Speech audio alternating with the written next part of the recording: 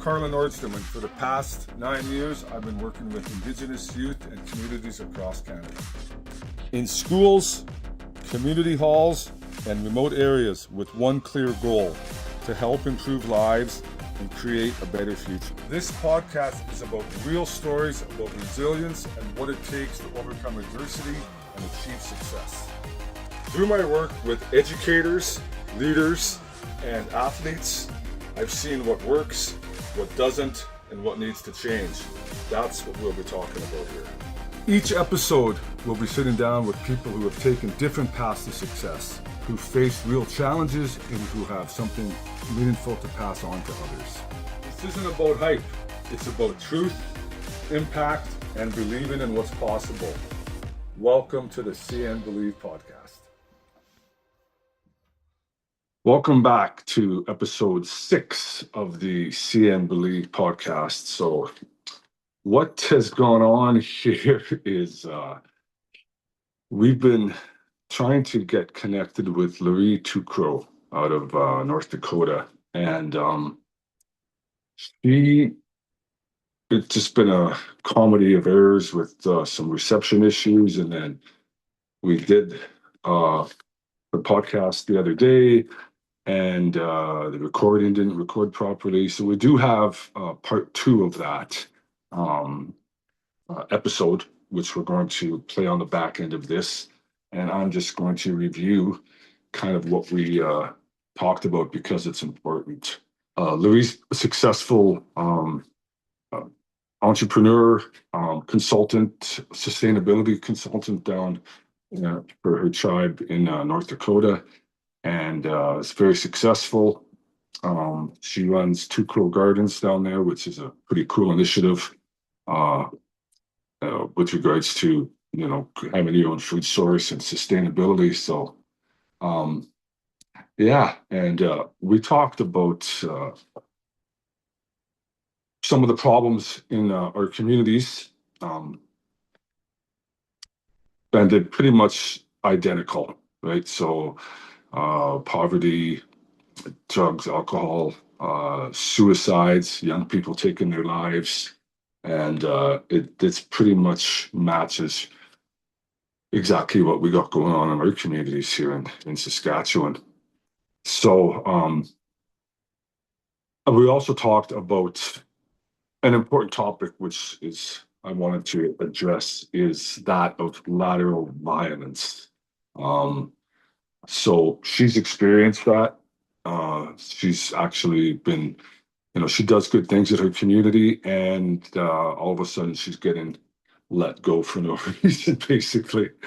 And yeah, it's a person in leadership that's a lateral oppression, I guess is the word she used for it. So yeah, I just wanted to talk a little bit more about that. I've really experienced a lot of that over my career, and it's been pretty alarming. I still experience it, but it's rampant in our communities, and so I'm going to review a little bit of what I went through. So I do land-based summer wellness camps. I've been doing those for 8 years. So when I first started doing them, it was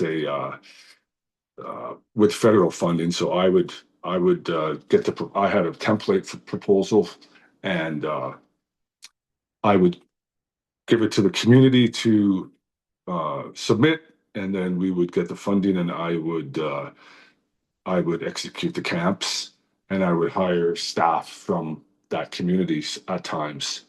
So they knew that well, I guess I should back up first. My community, Palmaker First Nation, actually leadership there, somebody in leadership at the time, took over my program based on allegations that were not true. So that was the first example. So anyways, so that was 7 or 8 years ago, and that was my first experience with it at that level. And then going on with another community, like I said, they knew that where the money flowed. So I had some of them working for me, and I could tell something was up. They weren't. There was something up, and sure enough, they went back and once again lied, schemes, and allegations to try and take over my program, of course. So that was a time when I had to.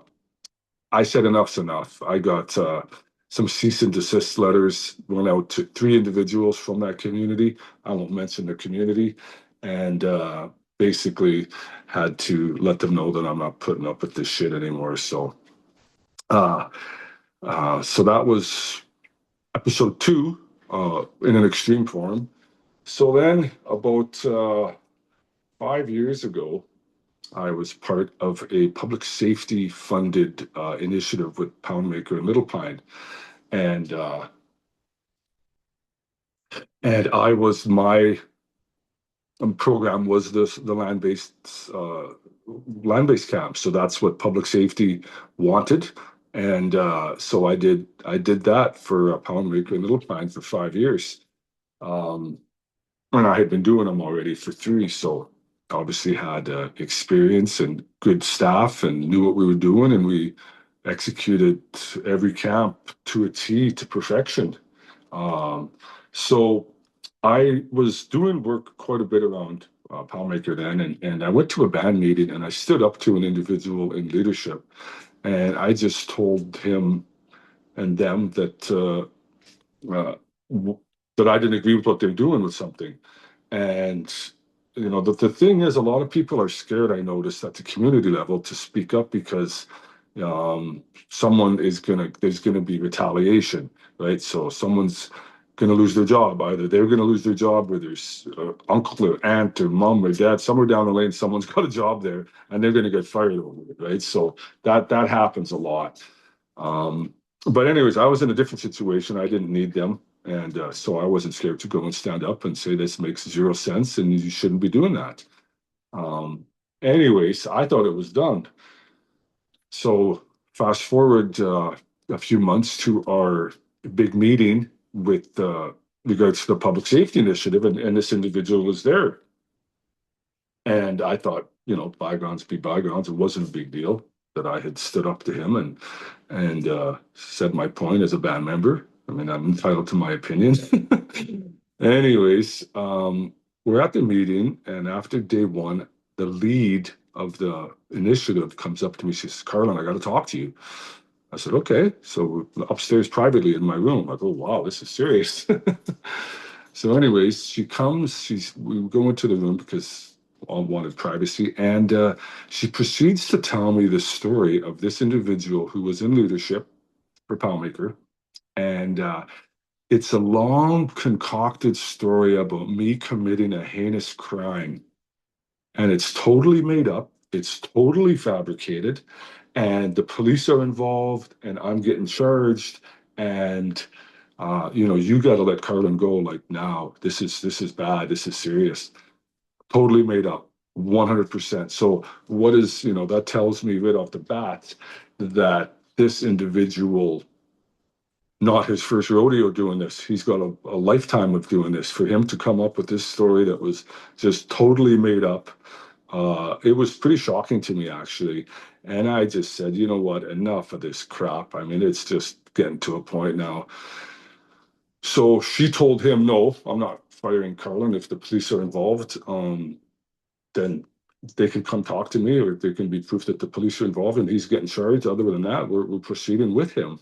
So good on her. But I said, I'm putting an end to this. So yeah, started a civil case against him.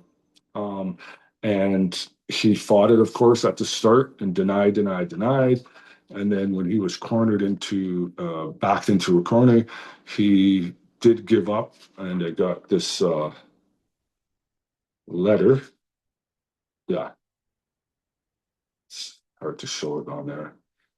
But anyways, there's the letter. It's the apology letter from this individual saying that he totally made that it was false, right?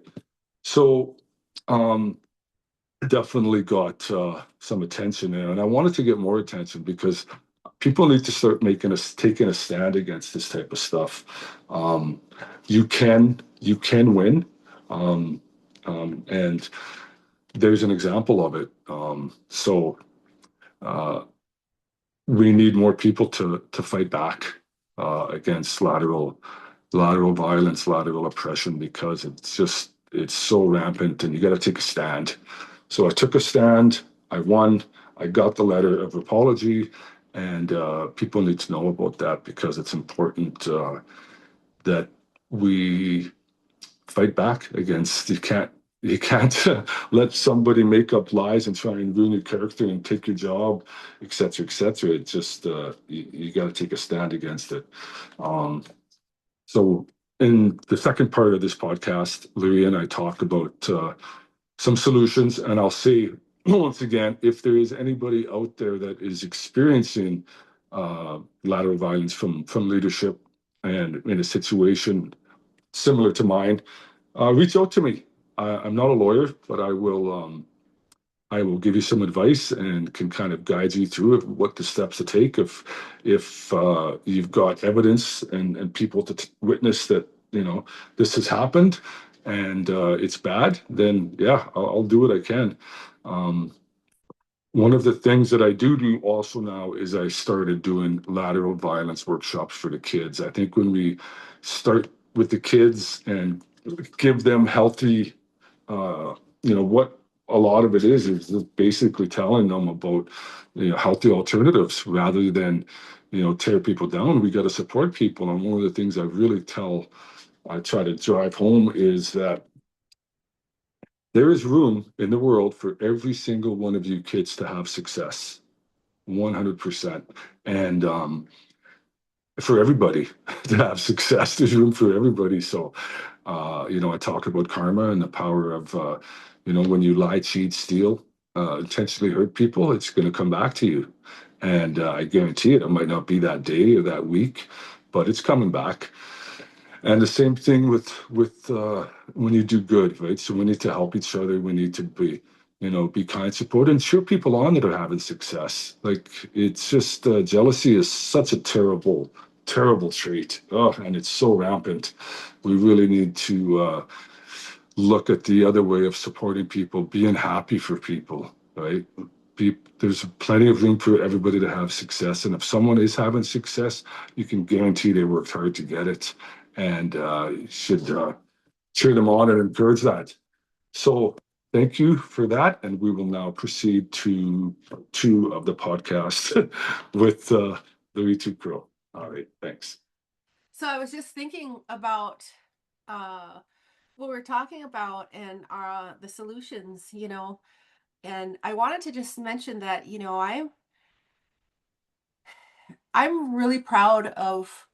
There's a lot of good that's happening too, right? Yeah, yeah, yeah. So like, I'm really proud of seeing a lot of the younger generation bringing back our language. So like where I'm with my tribe, we have weekly sessions. So anybody wanting to learn Arikara, Hidatsa, Mandan language, we have the opportunity to do that. And that's actually one of my goals because when I moved away, that's part of my trauma was I didn't get to learn my language. Hmm. So now I'm back home. I'm starting to learn my language again. Like one of the things my mother instilled in me is that to be a lifelong learner. So, and the more I learn, That's exactly. I the love it. more I learn, the less the more I realize the more I don't know, right? So, you know, um but I just wanted to talk a little bit about like some of the good things that are happening. And it's not just when I talk about sustainability and we're talking about lateral oppression, here's lateral oppression, here's sustainability. We're not trying to sustain lateral oppression. We're trying to get rid of that mindset, the the M&M. So when we talk about sustainability, what are we really trying to sustain? You know, it's not just the land, it's not just water, it's not just systems. It's people and it's our youth. You know, we want them to live long. lives, because our death rate here in my community, Yeah. the death rate alone, it's young. I mean, young, you know.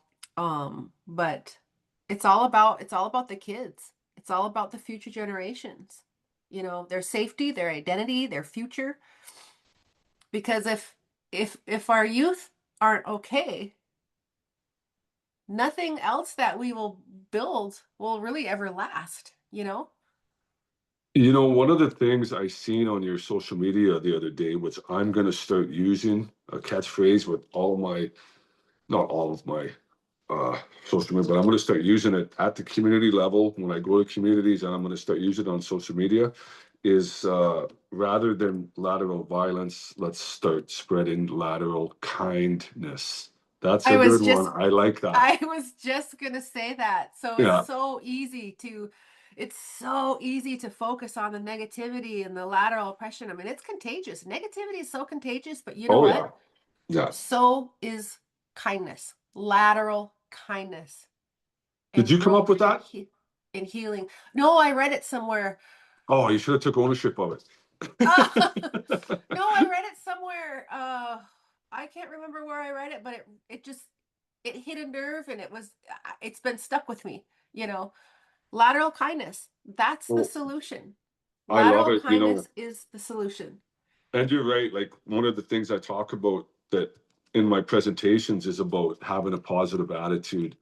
And I mentioned that, you know, we are not wired to have a positive attitude. We're wired to worry about this and that. And so to train your mind to have a positive attitude every day is work. And but Absolutely. I tell the community and kids, if you can master that skill of having a positive attitude every day, you're gonna have a good day, you're gonna have a good week, you're gonna have a good life. It's one of the most important skills. You know, I've learned to do it over the, I don't know how many years, but it wasn't always there. And it seems like a simple thing, but more people have to learn to do that, is training your mind to, you know, as soon as you wake up, I'm gonna not let stuff bother me too much. Oh yeah, absolutely. And the one that and I don't mean to, like, keep bringing this up, but the one that really, really, I want to say, hurt me the most, tragedy, um, that recently happened, was the anytime a teenager, a 16-year-old, a teenager takes their lives, that just hits me like it's so traumatic. And the reason why that bothered me so much, and I had a speech, that I talked about this, and this was not, this wasn't an attack, this wasn't anything, it was just, so I used to be a therapist, right? My background is in psychology. So Yeah. when I lived in Phoenix for years, I counseled teenagers ages 13 to 19 for several years. And of those teenagers, one of them, one of them ended up taking their own life. And so I pulled out that speech when I read it, when we had a community member here do the very same thing. Yeah. And that's what people didn't realize, you know. It fell on the wrong ears. It was misinterpreted on what I said, because I did throw in the words, where are we at as a community, Why are we losing young people that are still developing, not finding their purpose yet in life? If they think that taking their own life was the only option, that there's something wrong there, And then in turn, unfortunately, I got a little bit of retaliated against because of me speaking up Hmm. and standing up for this, young life, And that's not lateral kindness. That was lateral oppression right there. Yeah, you know, it's interesting you bring that up because it hits hard on with everybody, and it's actually the reason that I got into this industry. I'll never forget sitting in Moose Jaw, working in the construction industry and whatnot, and watching it was back, well, it would have been 9 years ago when I started. It was starting to get attention in Canada. There was the Attawapiskat, Ontario was having a suicide epidemic, and it was happening in Saskatchewan too. And it was national news. It was so sad what was going on. And right there, when I was watching it, I said, you know what? I'm changing gears. With my professional hockey background and etc., I can do something. And that's when I went into this industry, started with sports camps, and the rest is history 9 years later. So it's suicide for young Good. people is an absolute tragedy, and it hits everybody hard, and it hits me hard too. It's just Yeah, so bad. and you're doing that. I mean, it's hard work, but we need more people. We need more people, like we need more leaders like you, Carlin. We need more people doing this type of work. And don't get me wrong, there are people doing amazing things within my own community, but across Indian country, across the nation. Yeah. But we could always use more. You know, One of the there's things I just say to the principals after when we have a good meeting at the end is, you know what, these kids need this once a month. Examples of Indigenous First Nations success stories to show them that they can do it, right? And that's one of the things I do in my presentation is give different examples, but it needs to get pounded into them. And, we can't all be professional athletes, but they can all have a successful life being carpenters, electricians, teachers, police officers. There's these different entities are begging for them to come, especially the girls. A First Nations female is the number one wanted employee in Canada. They're at the really. top. Oh, 100%. That's the top of the list. First Nations female. They want to All hire right, you. ladies out So, there, did you hear that? You're gonna have to go and well, one, I want you to be here in my community, but go head up to First Nations. oh, well, yeah, that it's true. And I tell the kids, you've got so many big industries in Canada that we're at the top of the list to hire. They want to hire you. So, I don't want to say free education, but the education is there to go to college, and there's companies standing in line wanting to hire you. So, uh, we can all do it, but a lot of work to do. Absolutely. A lot of work to do. And I like that you said the fact that shoot, I would say at least a couple times a month. A couple times a month having workshops, working with the youth, instilling unity, togetherness, confidence, you know. Um, that's part of that solution, that's part of that lateral kindness. And really it just needs to be it's awareness. It's spreading awareness. It's Yes. being consistent. I don't care how many times somebody says to me, "You're always talking about sustainability and this and this and this." And I was like, "Good, good, because I want you to start talking about it too." you Yeah. know, to the point where now there are people that are talking more about sustainability, and I want people to talk more about lateral kindness. Yes. I'm going to start using that for sure. So, all right. Well, thanks for your time. This was very good information that we got out, and glad I was able to talk about my situation and hear about yours. And we'll call this episode 1, and we will be doing another one here in the near future. And thanks a lot for all of your valuable insight and telling us your story, and be the start of a lot of good information getting out there for people, not just bringing awareness to what needs to be brought to with regards to lateral violence, but also more importantly, or as importantly, the solutions. And there is Yes. solutions, and we have to start. One of the things I liked when I was out in BC recently was the principal told the teachers, and this is important, is the stuff that Carlin talked about with regards to everything with the workshops. You need to keep carrying that on with the kids. You can't just have it a Right. one-time deal. It needs to be in the classroom, education about all the important things, right? And helping being supportive of others. And I scare them a little bit with the whole karma thing. I said, if you intentionally lie, cheat, steal, and intentionally hurt your community members, it's going to come back to you. I kind of see it coming. I'm looking around. Right, right. Yeah. But Yeah. in the It just, other, it's, yeah, exactly. And I just feel like,